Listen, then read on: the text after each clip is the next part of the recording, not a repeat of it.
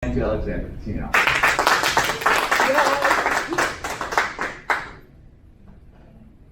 Let's take a step back in time, specifically the 1950s. We weren't alive at that time, but Dwight Eisenhower became president of the United States. The baby boomer era was at its peak. World War II construction was still happening. But then there's the other side of the 1950s, where discrimination and segregation was occurring in the United States, and it was a big impact. Then comes her. Raise your hand if you know who she is. I don't know who she is. Well, if you don't know who she is, you've been not paying attention in history class. She's Rosa Parks. Rosa Parks, in 1955, decided to break a rule that would lead to a movement that would impact the United States.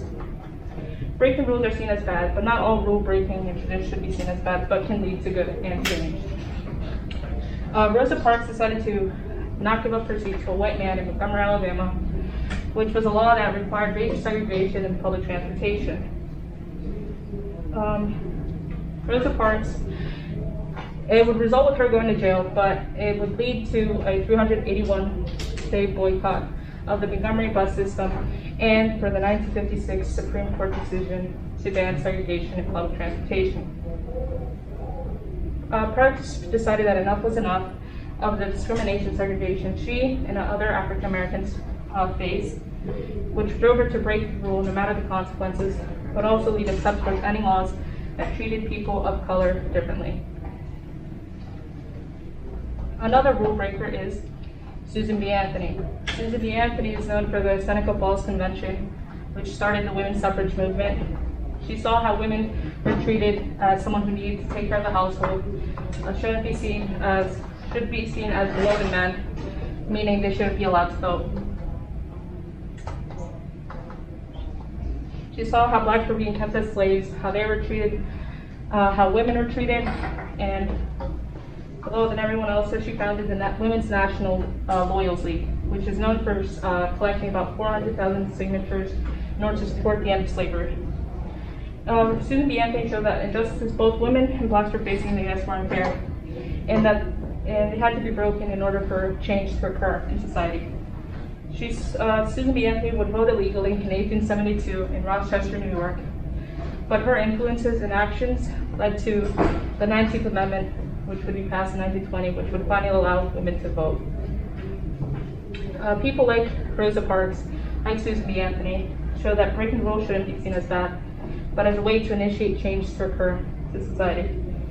Stepping up what was needed after everything, and allow them to be seen as equal after finally being, for so long, being treated unfairly by society. Rosa Parks and Susan B. Anthony breaking rule made a huge impact in the U.S., but that doesn't mean that all rule breaking should be a huge good thing to society, but can also be for oneself's benefit. Raise your hand if you know of the concept of quinceañera. I did. The quinceañera, if you don't know what that is a Hispanic tradition to celebrate the coming of age of a young woman, and a tradition that both sides of my family have done for the women, but that's not what I wanted for my 15th birthday. What led to me not wanting this is that I wanted to create my own path, be happy. Didn't want to be like every other Hispanic girl on their 15th birthday, and couldn't let my parents tell me who I was or who I am going to be anymore. To me, maybe some of y'all, this sounds like a good reason to break it, but to my parents and to my family, that's a whole different story. When breaking a rule, one goes through different emotions. I went through the phase of nervousness, scared, worried, and anger, that I may not be able to stand up for myself and tell them what I actually desired, and not have the courage to tell them. The desire of not wanting to be held back by the tradition that stopped me from growing as a person was stronger than the fear of breaking it. At first, my parents were against it, which resulted in me and them going back and forth, how they wanted me to do it. I didn't want to do it. but ultimately they would result with granting my wish. Breaking it led to me getting what I truly desired, which was Disney World. Disney World is where I spent time with my family, which we rarely do due to school, work, other responsibilities, and obstacles that get in the way. And it truly showed that I can be independent and can stand my ground, no matter what others say or do to try to stop me from creating my path. Researchers from the University of Washington, Harvard University, and other institutions found that rule breakers feel a sense of freedom after breaking a rule, which is what I felt and most likely felt. Most likely Rosa Parks and Susan Vance, they felt also. This finding showed that when rules are broken after being oppressed by that rule, by that tradition, that was unfair, was a way for someone to feel good about themselves and improve who they are as a person. Freedom shouldn't be seen as bad, but as a way, but it is what is needed after being oppressed for so long by a tradition or by that rule, by a certain rule.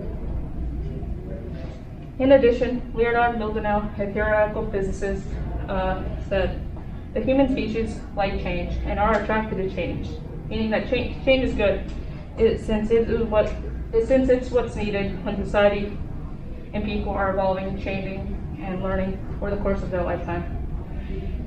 Breaking a rule is what is needed in order for change to happen, and it makes a difference. It does make an impact. It's what makes us learn from it's what makes us learn from the mistakes of those rules and traditions in order to improve and to evolve. A rule breaker like Rosa Parks, like Susan B. Anthony, like myself, and many others, is fought to the end in order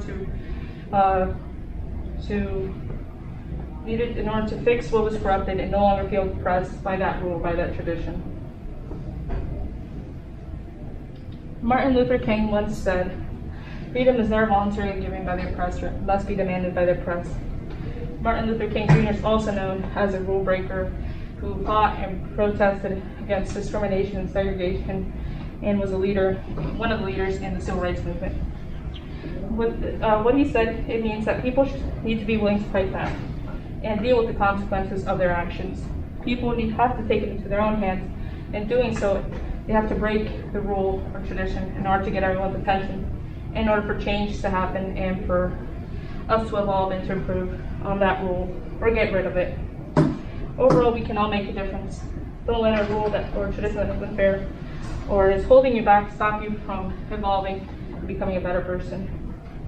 We may hate changes, but it is what is needed to succeed and to make this a better place. And good can come from breaking a rule or tradition.